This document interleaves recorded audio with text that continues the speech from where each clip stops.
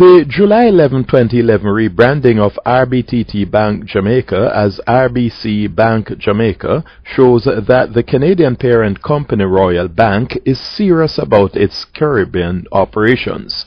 The Jamaican rebranding is about leveraging the customer-centric core values of the top Canadian bank, as I found out in my interview with Suresh Suku, Chief Executive Officer of Royal Bank's Caribbean-wide operations.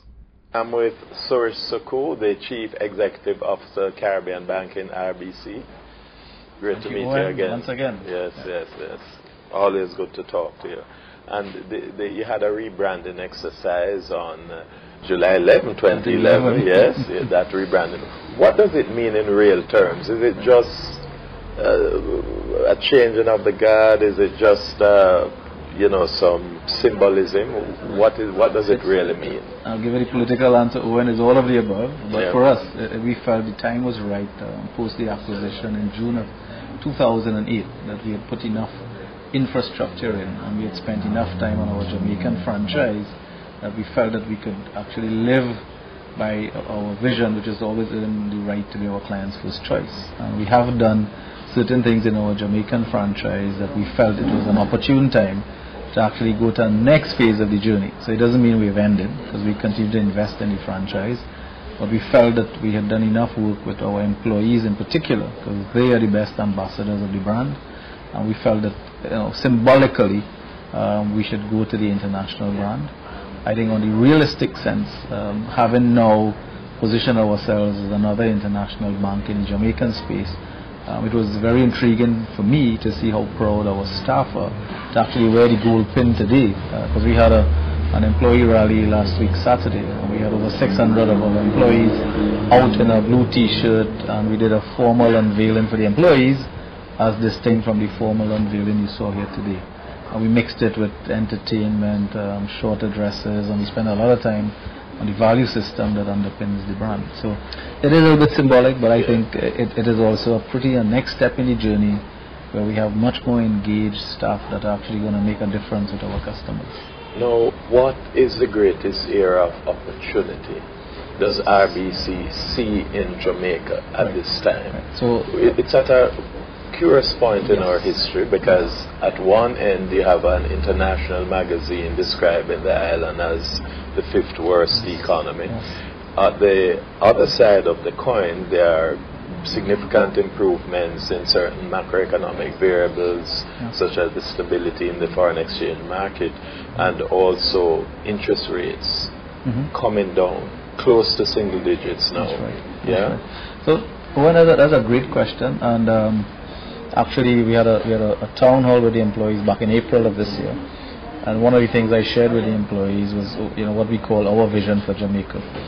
And if you look at our footprint, we are in all of the English-speaking islands plus the Dutch Caribbean, and in the biggest market in the English-speaking Caribbean, which is Jamaica, we have a pretty small market share. So we want to grow in the Jamaica market space at the macro level. When we look at our existing franchise, it's actually what we call a little bit lopsided, because we have more of a business banking, corporate banking book than a retail or consumer bank book. So we want to grow the consumer bank and also grow the business banking book to become a robust retail and business What's banking the equation looking like? It's like about 75-25 now. 75 for corporate and 25 retail. And if you look at us macro across the Caribbean, it's probably about 50-50. But we're not saying we don't want to grow our business banking book. We want to grow that. We want to grow our retail book faster. So that is where you see the opportunity, the retail area. Yes. However, it doesn't mean that we will not be doing the large corporate banking deals. We actually have a corporate banking desk that sits in Jamaica, and we are very interested in the government of Jamaica business as well as the wealth management or mutual fund business. But our core focus would be on what I call the bread and butter banking of personal and business banking. What's your overall objective? You're now number 3. Do you have any kind of timelines based on the strategies you have outlined briefly where you could possibly number 2 and number 1? Well, there's a realism to that story. The two major players are streets ahead of the next in line, which will be ourselves, and to a lesser extent the FCIB franchise. So we are a poor third cousin, I always tell my Jamaican colleagues. I think with the changes we've made to the model, we want to let that model settle, begin to show that change to the 75-25 we talk about, get some rhythm and sort of momentum into that.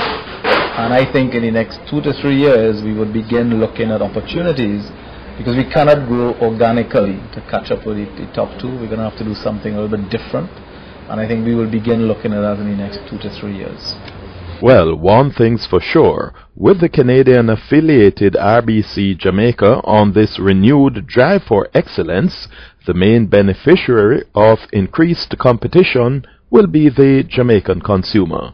For Business Content Jamaica, I'm Owen James.